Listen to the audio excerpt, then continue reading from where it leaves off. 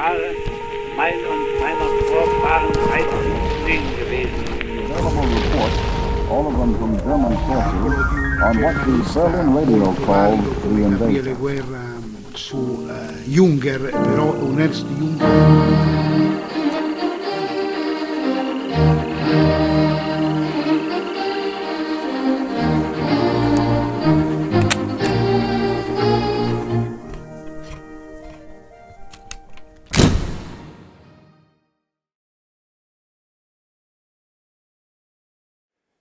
Ernst Jünger's first and most famous book, In Stahlgewittern, Storm of Steel, was first published in 1920.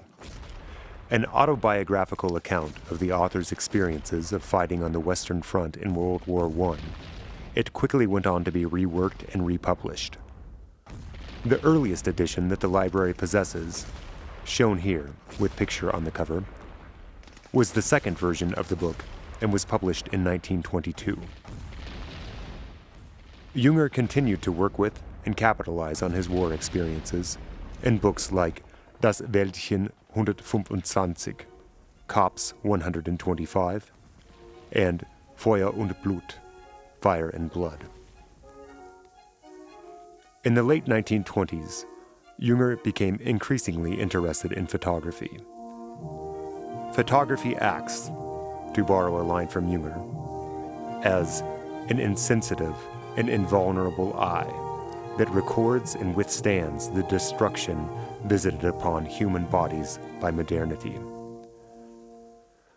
For Jünger, it was an easy move from the collections of war images presented in Das Antlitz des Weltkrieges, The Face of the World War, and Hier spricht der Feind, The Voice of the Enemy, to the images of quotidian danger seen in Der gefährliche Augenblick, or The Dangerous Moment.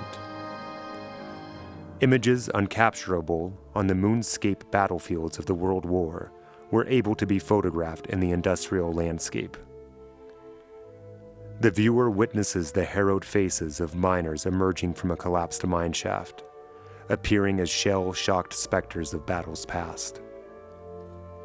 Images like this act as primers for a more concrete experience and aid in the creation of a new humanity hardened against the trials of modern life, and especially the pain caused by modern war. The photographer Albert Renger-Patsch was publishing works contemporaneous with Jünger's deepening interest in photography in the late 1920s and early 1930s. Renger-Patsch's photographs are generally devoid of people, and when people do appear, they are small and indistinguishable from the cityscapes and landscapes they populate. Machines and nature share equal status. The formal similarities between the spirals of a flower or the fossilized impressions of ammonites and a cast iron cylinder are highlighted. His photographs make no attempt to divine or hint at anything deeper than the outside. Rather, they often focus on minute details of commonplace objects, forcing the viewer to fashion new perspectives in order to make sense of them. The two men's works from the 1920s and 1930s share strong similarities. These affinities can be characterized in terms of the hallmarks of what, according to John Willett, the artists of the new objectivity strove for: clarity, balance, and mechanical hardness. Ernst Jünger and Renger-Patsch later worked together on 2 volumes of photographs for which Jünger provided the accompanying essays. These volumes, entitled Trees and Rocks, can be seen as documents of a belated encounter. Jünger's philosophy of seeing stereoscopically provides an entry point to a new contemplation of the two men's work when it is juxtaposed. The caption seen here, taken from the book Rocks, reads, "Ammonites in Jurassic limestone, metamorphic rocks. Dead stone filled with the life of geological past. The limestone is composed of the shells of fossilized, extinct ammonites that lived 140 million years ago. a sedimentary rock from the Jurassic, not much older than that in picture 25. It shows a snippet of the development of life, important for the outlining of the history of the Earth. The caption seen here, taken from the volume Trees, reads, "Linden upon a pasture near Geseke, 8-meter circumference." In our parts, we know two types of lindens.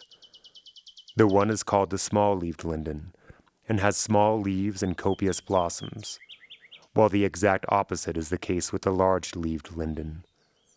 As a result, it blooms earlier than the small-leaved linden. The large-leaved linden, loving warmth, and therefore not native to northern Germany, was chosen by man to be the tree at the center of villages. It accompanied humans and their lots across many generations, and in the summer, her fragrant branches shielded light-hearted dances, as well as the harsh Weimar courts dealing with life and death. Jünger, in addition to his soldierly and writerly fame, was also a respected naturalist and entomologist. He left behind a collection of more than 40,000 beetles, now housed at his estate in Werflingen, Germany. Along with one plant, there are 14 species, 4 subspecies, and 1 subgenus of animals named after Jünger. The beetles seen here are from Jünger's collection. They were given to Dr. Frank Krell by Jünger. Jünger and Krell met when Dr. Krell was a teenager. They kept up a correspondence for several years before Jünger's death in 1998 at the age of 102. Seen here is some of the correspondence, as well as Jünger's book about his coleopteral pursuits, subtile Jagden, or subtle hunts, which is inscribed to Krell. The bulk of the Ernst Jünger collection previously belonged to Gerhard Lohse, who was a professor of German at CU Boulder and author of one of the first biographies of Jünger. Many of the books in the collection are inscribed to Lohse by Jünger, including one seen here, which reads, "To my Promachus." Thomas Hollweg, another former professor of German at CU and an extensive reader of the works of Ernst Jünger, arranged for the purchase of the collection from Lohse in the 2000s. CBS World News, Bob Cox speaking. And again we bring you the available reports, all of them from German sources, on what the Berlin radio calls the invasion. 43 Jahre mein und meiner Vorfahren heißen gewesen. Il libro di un germanista molto valido come Gabriele Guerra su Jünger, però è un Ernst Jünger preso nel periodo che va, come vedete, dal 1918 al 1945, titolo anche molto significativo,